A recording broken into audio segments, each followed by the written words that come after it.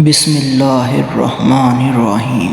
ہماری تاریخ میں بہت بڑا خوبصورت نام عبداللہ بن زید رحمۃ اللہ علیہ کا ہے۔ آپ نے ساری زندگی نکاح نہیں کیا، جوانی گزر گئی، بڑھاپا آ گیا۔ ایک دن بیٹھے حدیث مبارک پڑھ رہے تھے تو اس میں نبی کریم صلی اللہ علیہ وآلہ وسلم کا فرمان پڑا، جس کا مفہوم یہ تھا: جنت میں کوئی اکیلا نہیں ہوگا جو نکاح کی عمر میں نہیں پہنچا، یا پہنچا بھی تو کسی وجہ سے نہیں ہوا اور وہ مسلمان ہی مرا، تو اللہ مسلمان مردوں اور عورتوں کا جنت میں آپس میں نکاح کر دے گا۔ جب یہ حدیث پاک پڑھی تو دل میں خیال آیا کہ یہاں تو نکاح نہیں کیا تو جنت میں ہونا ہی ہونا ہے، تو جنت میں میری بیوی کون ہوگی؟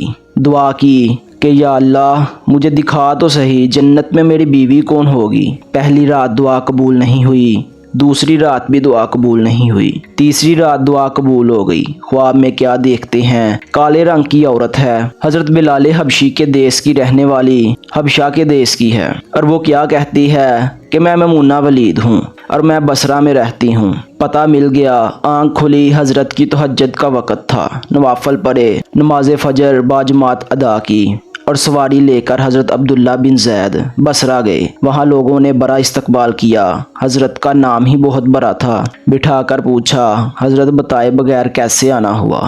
خیر تو ہے؟ آپ نے پوچھا، یار یہ تو بتاؤ یہاں کوئی میمونہ ولید رہتی ہے؟ لوگوں نے حیران ہو کر پوچھا، حضرت آپ اتنے دور سے چل کر میمونہ ولید سے ملنے آئے ہیں؟ آپ نے فرمایا، کیوں اس سے کوئی نہیں مل سکتا؟ نہیں حضور، وہ تو دیوانی ہے، لوگ اسے پتھر مارتے ہیں۔ حضور نے پوچھا، کیوں مارتے ہیں؟ حضور کام ہی ایسے کرتی ہے، کوئی رو رہا ہو تو اسے دیکھ کر ہنس دیتی ہے، اور کوئی ہنس رہا ہو تو رونا شروع کر دیتی ہے، اور وہ اجرت پر پیسے لے کر لوگوں کی بکریاں چراتی ہے۔ آج بھی وہ ہماری بکریاں لے کر جنگل میں گئی ہے، آپ آرام فرمائیں، عصر کے بعد آ جائے گی۔ حضرت نے فرمایا، عصر کس نے دیکھی؟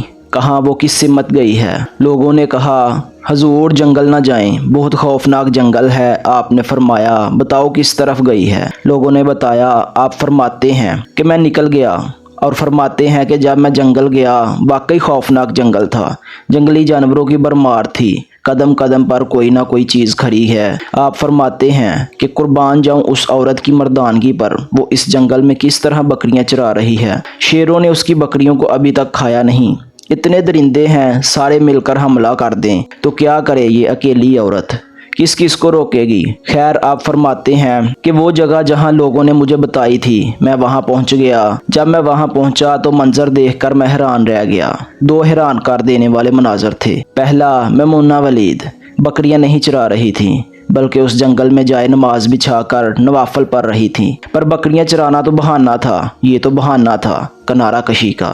لوگ یہی سمجھتے تھے میمونہ سارا دن بکریاں چراتی ہے، لیکن میمونہ بکریاں نہیں چرا رہی تھی۔ دوسرا کیا دیکھا کہ میمونہ تو نماز پڑھ رہی ہے، پھر بکریاں کون چرا رہا ہے؟ بکریاں تو ایک جگہ نہیں رکتی، کہیں ادھر جاتی ہیں کہیں ادھر۔ آپ فرماتے ہیں کہ میمونہ نماز پڑھ رہی تھی اور شیر بکریاں چرا رہے تھے۔ بکریاں چر رہی ہیں، شیر ان کے ارد گرد گھوم رہے ہیں۔ اگر کوئی بکری بھاگتی ہے، اس کی فطرت ہے شرارت کرنا، تو شیر اسے پکڑ کر واپس لے آتا، لیکن کہتا کچھ نہیں۔ آپ فرماتے ہیں میں حیران و پریشان کھڑا تھا کہ یہ کیسے ہو گیا، یہ فطرت کیسے بدل گئی؟ لوگ کہتے ہیں فطرت نہیں بدلتی، یہ شیروں اور بکریوں میں یاری کیسے ہو گئی؟ آپ فرماتے ہیں میں دنگ حیران و پریشان کھڑا ہوں، مجھے نہیں پتا کہ کب میمونہ ولید نے نماز ختم کر دی اور مجھے مخاطب کر کے کہتی ہیں، اے عبداللہ ملنے کا وعدہ تو جنت میں تھا، آپ یہاں آ گئے۔ آپ فرماتے ہیں میں حیران رہ گیا، اس سے پہلے تو ملاقات بھی نہیں ہوئی، تو حضرت میمونہ ولید کو میرا نام کیسے پتہ چل گیا؟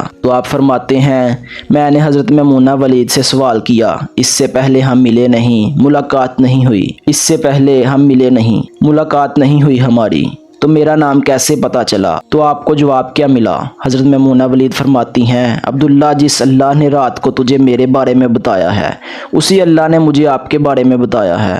آپ فرماتے ہیں جس چیز نے مجھے سب سے زیادہ حیران کیا وہ یہ تھا کہ یہ فطرت کیسے بدلی۔ میں نے حضرت میمونہ ولید سے پوچھا، آپ یہ تو بتاؤ یہ شیروں نے بکریوں کے ساتھ یاری کیسے کر لی؟ یہ تو غذا ہے ان کی، اگر شیر بکریوں کے ساتھ یاری لگائے گا تو کھائے گا کیا؟ یہ معاملہ کیسے ہو گیا؟ تو حضرت میمونہ ولید فرماتی ہیں جب سے میں نے رب سے صلح کر لی ہے، اس دن سے ان شیروں نے میری بکریوں کے ساتھ صلح کر لی ہے۔ ہم سب بھی صلح کر لیں، یاری لگا لیں، کہیں دیر نہ ہو جائے، رب کے ساتھ اپنا تعلق مضبوط کر لیں۔ کتنے سال گزر گئے، ہم نے کوئی اللہ کی بات مانی، لیکن وہ کھلا بھی رہا ہے، پلا بھی رہا ہے، دکھا بھی رہا ہے، سنا بھی رہا ہے، سلا بھی رہا ہے، جگا بھی رہا ہے۔ نماز پڑھیں، اللہ کی یاد میں زندگی بسر کریں، یہی حقیقی کامیابی ہے۔